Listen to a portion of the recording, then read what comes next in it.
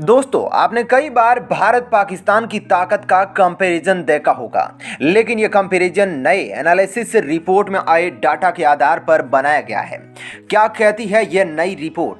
कितने दिन में भारत खत्म कर सकता है पाकिस्तान को? अगर भारत पाकिस्तान युद्ध हुआ तो कितने दिन चलेगी लड़ाई? भारत के आगे कहां तक टिक सकता है पाकिस्तान? भारत के सामने कितने दिनों तक खड़ा रह पाएगा पाकिस्तान? कितना ज्यादा गुना भारत ताकतवर है पाकिस्तान से? इन सब सवालों का जवाब आपको इसी वीडियो में मिलेगा। बस बने रहिए हमारे साथ। सबसे पहले अपने माइंड में क्लियर कर लीजिए कि भारत पाकिस्तान के बीच अगर युद्ध हुआ तो भारत ही जीतेगा, लेकिन भारत कितने दिनों में पाकिस्तान को रोन देता है यह देखने वाली बात होगी। दोस्तों, आपको याद होगा कि पुलवामा आतंकी हमले के बाद अचानक भारत पाकिस्तान में जंग का माहौल बना जा रहा था। भारत में लोग सरकार पर दबाव बना रहे थे कि वो पाकिस्तान में बैठे आतंकियों को खत्म करे और सबक सिखाए। वहीं मीडिया रिपोर्ट्स के हवाले से खबर थी कि पाकिस्तान ने जंग की तैयारी शुरू कर दी है। पाक सीमा पर तैनात टुकड़ियों के लिए युद्ध का सामान भेजने की योजना बना रहा था। अस्पतालों को भी मेडिकल सहायता तैयार रखने के लिए कहा गया था, लेकिन हुआ कुछ नहीं। आइए जानते हैं भारत और पाकिस्तान की ताकत के बारे में। दुनिया की दूसरी सबसे बड़ी आर्मी भारत की सेना दुनिया की दूसरी सबसे बड़ी सेना है। दुनिया में सबसे बड़ी सेना चीन के पास है। उसके पास लगभग 22,60,000 सैनिक हैं। ग्लोबल फायर पावर इंडेक्स 2018 के मुताबिक भारत की सेना को दुनिया की चौथी सबसे ताकतवर सेना करार दिया गया है। उससे पहले सिर्फ 3 देश अमेरिका, रूस और चीन हैं, जबकि इस लिस्ट में पाकिस्तान की सेना का नंबर 17वां है। भारत के पास 13.62 लाख सक्रिय सैनिक हैं। इसमें पैरा मिलिट्री के सैनिकों की संख्या शामिल नहीं है, जबकि पाकिस्तान की सेना सिर्फ 6,37,000 की है। इतिहास का सबसे बड़ा रक्षा बजट। दोस्तों, इस बार के अंतरिम बजट में भारत का रक्षा बजट 3 लाख करोड़ रुपए के करीब रखा गया है। यह भारत के इतिहास का सबसे बड़ा रक्षा बजट है। दुनिया में हथियार खरीदने के मामले में भारत नंबर 1 पर है। साल 2007 से लेकर 2018 के बीच भारत ने 7 लाख करोड़ रुपए से ज्यादा के हथियार खरीदे हैं। वायुसेना। भारत की वायुसेना के पास ताकतवर 1,27,000 से ज्यादा सैनिकों की फौज है। इनके पास 814 लड़ाकू विमान यानी कि फाइटर जेट है। इनमें मिग 21 बाइसन मिराज 2000 की ताकत शामिल है। साथ ही राफेल के शामिल होने से वायुसेना के बेड़े में और ज्यादा ताकत का इजाफा हुआ है। वहीं पाकिस्तान की वायुसेना के जंगी बेड़े में 425 कॉम्बैट एयरक्राफ्ट यानी कि लड़ाकू विमान है।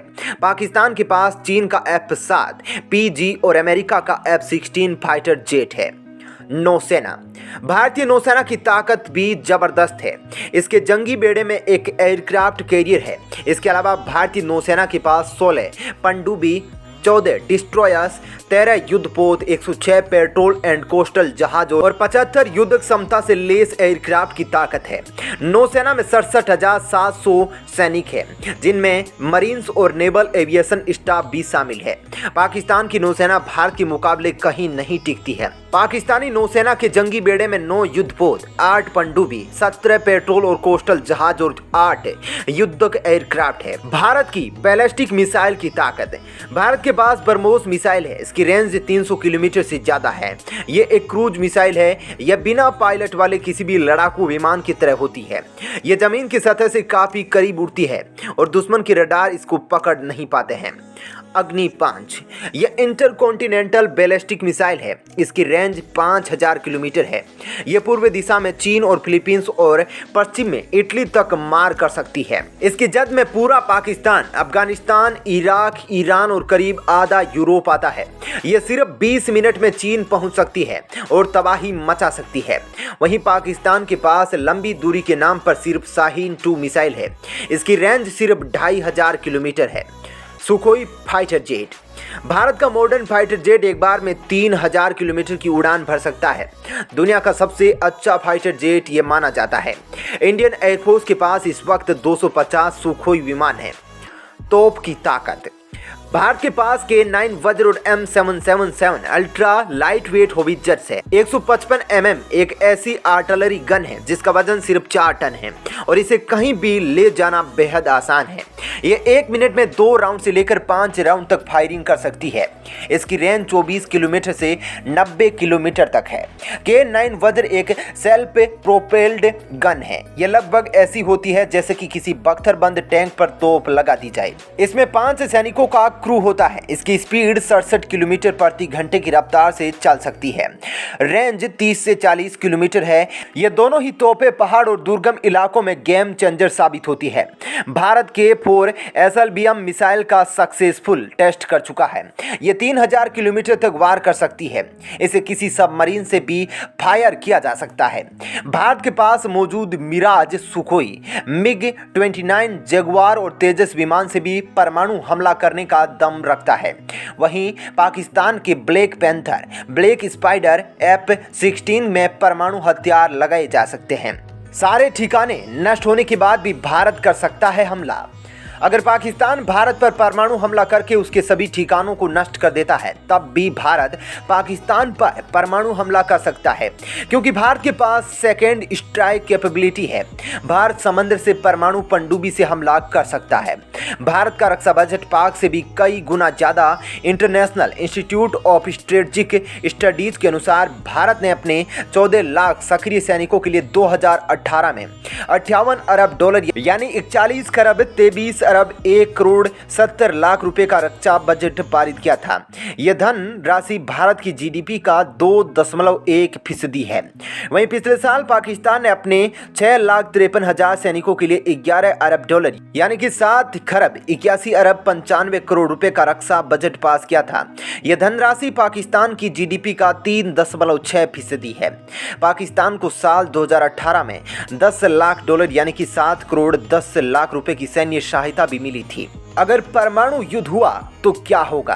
भारत हो या पाकिस्तान, दोनों ही देशों के पास इतने परमाणु बम है कि देखते ही देखते तबाही मचाने के लिए काफी है। पाकिस्तान के विदेश मंत्री ख्वाजा आसिफ भी इशारों में परमाणु युद्ध से पीछे नहीं हटने की बात कह चुके हैं।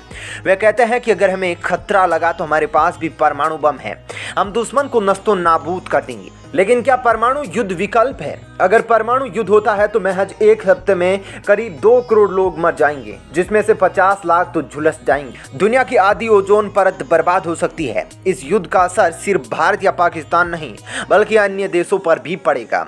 इतना रेडिएशन फैलेगा कि लोग तिल तिल कर मरेंगे, जिसका असर सालों तक रहेगा।